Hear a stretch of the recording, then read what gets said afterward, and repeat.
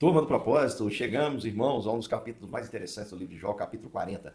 Bom ter você aqui conosco. Um capítulo da Bíblia por dia, orar todos os dias, tentar mudar. Terça-feira, 21 horas, a nossa live. Não perca, na nossa live tem sorteio de Bíblias. Nós vamos sortear uma Bíblia de estudo que vai aí com a logo do nosso grupo.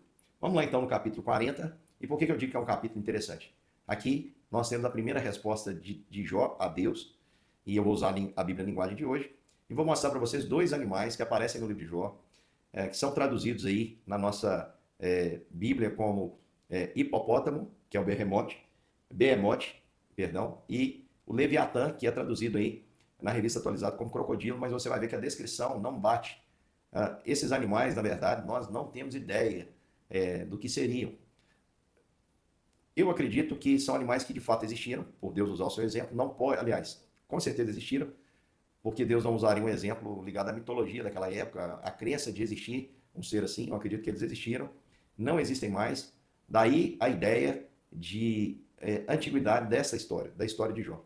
Jó, de fato, foi um dos primeiros homens que teve a oportunidade aí de observar tais feitos. Alguns até atribuem, dizem que por essa narrativa, tudo indica que Jó viveu antes mesmo do patriarca Noé. Não há menção na Bíblia, nós não temos como provar, são só inferências, mas vale a pena a gente perceber essa descrição aqui. No capítulo 40, Deus vai dizer para Jó, olha, vou usar a Bíblia na linguagem de hoje, Jó, você desafiou a mim, o Deus Todo-Poderoso, vai desistir ou vai me dar uma resposta? Mas não era o que Jó queria, Jó falou que queria estar diante de Deus, mas que não achava, agora Deus está aí, e Deus está perguntando, Jó, você vai me dar uma resposta? E a resposta de Jó é, eu não valho nada, não posso responder, prefiro ficar calado, já falei mais do que devia, e agora não tenho nada para dizer. Na nossa revista atualizada, ele vai dizer que se ele coloca a mão na boca e se humilha, fica em silêncio diante de um Deus todo-poderoso. Mas Deus continua ainda instigando a Jó e diz, mostra agora que é valente, responda as perguntas que eu vou fazer. Será que você está querendo provar realmente que eu sou injusto, eu sou culpado e você é inocente? E aí Deus convida ele para olhar a criação. Em outras palavras, Deus está dizendo o seguinte para Jó, você de fato quer o controle da sua vida? Eu posso dar o controle da vida para você? Mas você vai conseguir controlar de fato todas as coisas se eu te der o controle? Às vezes, irmãos, nós estamos querendo ser Deus na direção das nossas vidas. Mas se Deus der o controle de todas as coisas para você, porque enquanto Ele dirige a sua vida, Ele dirige também as circunstâncias. Você dá conta? É claro que não, meu irmão. E é por isso que Ele vai chamar Jó e dizer assim, Jó, olha o Behemoth, que é traduzido como hipopótamo. Perceba, meu irmão, que a descrição não bate com esse animal.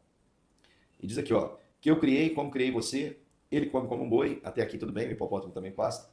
Mas veja quanta força tem, como poderosos são seus músculos. Seu rabo levantado é duro como um galho de cedro. O rabinho do hipopótamo é pequenininho, né?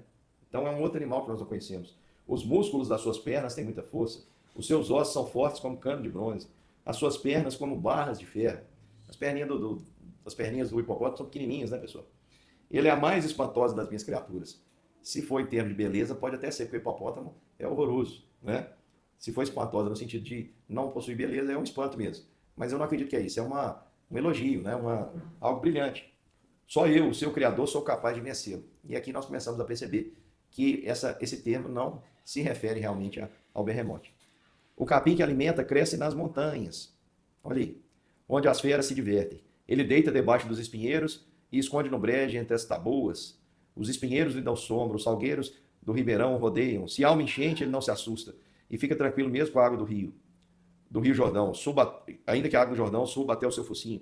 Quem é capaz de cegá-lo ou agarrá-lo ou prender o seu focinho com uma armadilha? Então nós percebemos aqui um animal de proporções titânicas, de proporções gigantescas, e que não se encaixa com a descrição do hipopótamo. Pastor, o que será? É um dinossauro? Irmãos, eu não vou entrar nessa questão, nessa seara, porque não cabe a gente saber o que é. A gente só sabe que é algum animal, alguma criatura de Deus, alguma criação de Deus que existiu e que Deus pode dizer para Jó, Jó, eu controlo o que os homens não controlam. Outra criatura que Deus vai citar aqui é o Leviatã, que é traduzido como crocodilo, e você vai perceber que não bate. Porque ele diz aqui, olha, será que você pode pescá-lo com um anzol? Aí você pode me perguntar assim, só um detalhe, né? Pastor, por que colocaram então na Bíblia hipopótamo, crocodilo? Para você entender melhor, meu irmão, porque a gente não conhece, né? Por exemplo, na Bíblia, a linguagem de hoje, eles preservaram, se eu não me engano, na Bíblia, a nova versão internacional também, eles preservaram os nomes Behemoth e Leviatã. Leviatã foi até utilizado por um dos intelectuais para escrever um livro, né, representando o poder do Estado. Leviatã é esse animal bíblico de proporções gigantescas, você vai perceber que nada, que algumas coisas parecem com um crocodilo, mas você vai perceber que não podemos dizer que é um crocodilo, continuo dizendo. E quanto ao moço Leviatã, será que você pode pescá-lo com um anzol? Ou amarrar a sua língua com uma corda? Você é capaz de passar uma corda no nariz dele ou furar o seu queixo com um gancho? Será que ele vai pedir que você solte? E aí, continua dizendo, você vai tratá-lo como um brinquedo? Será que você pode vendê-lo aos pescadores? Aí ele começa a descrever o Leviatã e diz assim, só de olhar para o monstro Leviatã, as pessoas perdem a coragem e desmaiam de medo. Se alguém o provoca, ele fica furioso. Quem se arriscaria a desafiá-lo? Quem pode enfrentá-lo sem sair ferido? E aí a gente sabe que não pode ser um crocodilo, porque os homens, desde sempre aí, até se alimentam, né, desses animais. Na Bíblia, em linguagem de hoje, ele continua falando. Agora eu vou falar das pernas do Leviatã, o seu tamanho e da sua força sem igual. Preste atenção no que ele diz. Quem é que pode arrancar o couro que cobre e furar sua dupla couraça? Tudo bem, o crocodilo tem a pele dura, tem a ver, mas preste atenção no que não tem a ver. Ele diz assim, quem é capaz de fazê-la abri-lo sua queixada, rodeada de dentes terríveis? As suas costas são cobertas de fileiras de escamas, ligadas umas às outras, duras como pedra, estão coladas bem uma na outra, nem o ar passa por elas, estão ligadas entre si, coladas, de modo que ninguém pode separá-las. E a gente sabe que é possível separar, assim, o couro do crocodilo. Quando o Leviatã espirra, saem faíscas, os seus olhos brilham como o sol ao amanhecer, a sua boca lança chamas, aí dela soltam faíscas de fogo, seu nariz solta fumaça, como a de galhos que queimam debaixo de uma panela, o seu sopro acende o fogo, e da sua boca saem chamas, a sua força está no seu pescoço. E a cara dele mete medo em todo mundo. No seu couro não existe ponto fraco, ele é firme e duro como ferro. O seu coração é cruel e não tem medo. É duro como uma pedra de moinho. Quando ele se levanta, até os mais fortes ficam apavorados. O medo impede de agir. Não há espada que consiga feri-lo, nem lança, nem flecha, nem arpão. Preste atenção, irmãos. Não é um crocodilo. As flechas não fazem fugir. Jogar pedra neles é como jogar capim. Bater nele com um porrete é o mesmo de bater com uma torcida de palha. Ele zomba dos homens que lhe atiram lanças. A sua barriga é coberta de cacos pontudos, que reviram a lama como se fosse uma grade de ferro. Ele agita o mar, preste atenção, e faz ficar como água que ferve na panela, como óleo fervendo no caldeirão. Ele vai deixando um rastro luminoso, como se o mar tivesse uma cabeleira branca. Não há nada nesse mundo que se compare com ele, pois foi feito para não ter medo. O Leviatã olha para todo mundo com desprezo. Entre todas as feras orgulhosas, ele é rei.